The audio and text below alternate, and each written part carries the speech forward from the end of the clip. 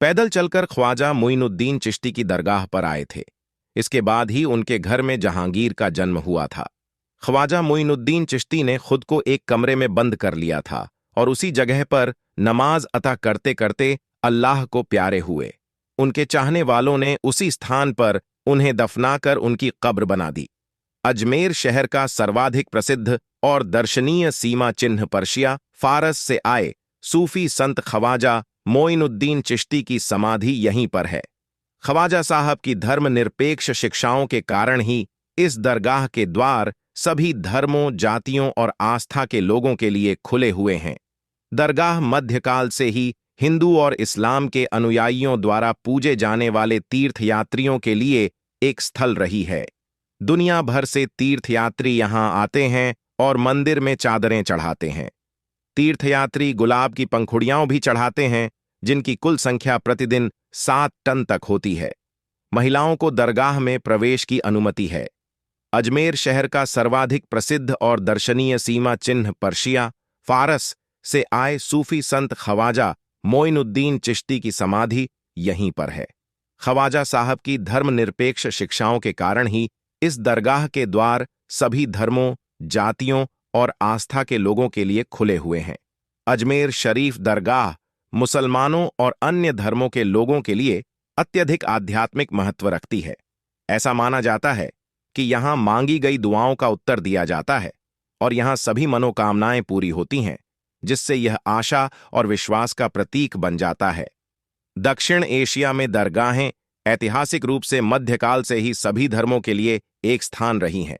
उदाहरण के लिए अजमेर शरीफ दरगाह हिंदुओं और मुसलमानों और यहाँ तक कि श्रद्धेय संत मुइन अल दीन चिश्ती को सम्मान देने के लिए एक मिलन स्थल था। अजमेर शरीफ दरगाह भारत की सबसे अधिक पवित्र धार्मिक स्थलों में से एक मानी जाती है और अजमेर के सीमा चिन्ह के रूप में प्रसिद्ध है। पर्शिया, फारस से आए सूफी संत ख्वाजा मोइनुद्दीन चिश्ती की समाधि यहीं पर है। कई लोगों का मानना है कि दरगाह पर चादर चढ़ाने से न सिर्फ दुआ कबूल होती है, बल्कि घर में खुशहाली भी आती है। इसलिए लोग मज़ार के अंदर प्रवेश करने से पहले चादर चढ़ाते हैं और फिर दुआ मांगते हैं। हालांकि हर बार चादर चढ़ाना जरूरी नहीं है। आप बिना चादर के भी दरगाह में प्रवेश कर सकते हैं। एक मज़ार, जिसे अक्सर बोलचाल की भाषा में दरगाह के रूप में भी जाना जाता है, एक प्रतिष्ठित मुस्लिम व्यक्ति जैसे कि एक संत की कब्र पर बने एक मंदिर को संदर्भित करता है, जिसका नाम आमतौर पर इस पर होता है। हिंदू आमतौर पर मस्जिदों में नहीं जाते और मुसलमान आमतौर पर मंदिरों में नहीं जाते, लेकिन दोनों जिन जगहों पर जाते हैं उन्हें दरगाह कहते हैं।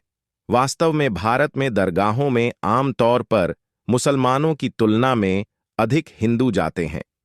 इसीलिए मैं अक्सर दरगाहों पर जाता हूं, क्योंकि वे सभी समुदायों के लोगों को एकजुट करते हैं। अजमेर शरीफ या दरगाह। अजमेर शरीफ भारत के राजस्थान राज्य के अजमेर नगर में स्थित प्रसिद्ध सूफी मोइनुद्दीन चिश्ती ख्वाजा गरीब नवाज ये 1141-1236 ये बीस की दरगाह है, जिसमें उनका मकबरा स्थित है। दिलचस्प बात यह है कि अजमेर शरीफ दरगाह का निर्माण मुगल साम्राज्य के दौरान शासक हुमायूं ने करवाया था। ख्वाजा मोइनुद्दीन चिश्ती एक बेहद पवित्र संत थे, जिन्होंने गरीबों की मदद के लिए खुद को समर्पित कर दिया था। ऐसा करने के पीछे उनका विचार जनता को निस्वार्थ सेवा के महत्व के बारे में शिक्षित करना था। केरल में सबरीमाला या महाराष्ट्र में शनि शिंगणापुर जैसे कुछ हिंदू मंदिरों में महिलाओं को प्रवेश से वंचित करने के औचित्य के रूप में भी मासिक धर्म का उपयोग किया जाता है। हालांकि राजस्थान में प्रसिद्ध अजमेर शरीफ दरगाह सहित कई मुस्लिम दरगाहें महिलाओं को आंतरिक गर्भगृह में समान प्रवेश की अनुमति देती हैं। 1112 में अजय राज चौहान ने रखी थी गढ़ अजय मेरू की नींव अजमेर। 27 मार्च 1112 को चौहान वंश के 23वें शासक राजा अजयराज चौहान ने गढ़ अजय मेरू की स्थापना की तथा चौहान साम्राज्य की राजधानी बनाई। उसके बाद इसका नाम अजयमेर और फिर अजमेर हुआ।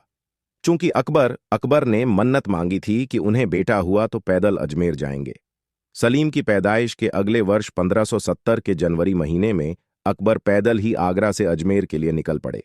अजमेर एजमर पहुंचकर अकबर ने इबादत की और एक से बढ़कर एक बेशकीमती तोहफे बांटे। लेकिन उन तोहफों को लेकर झगड़ा शुरू हो गया। 7वीं शताब्दी में राजा अजयपाल चौहान ने इस नगरी की स्थापना अजय मेरू के नाम से की। यह 12वीं सदी के अंत तक चौहान वंश का केंद्र था। जयपुर के दक्षिण पश्चिम में बसा अजमेर शहर अनेक राजवंशों का शासन देख चुका है। 1183 ई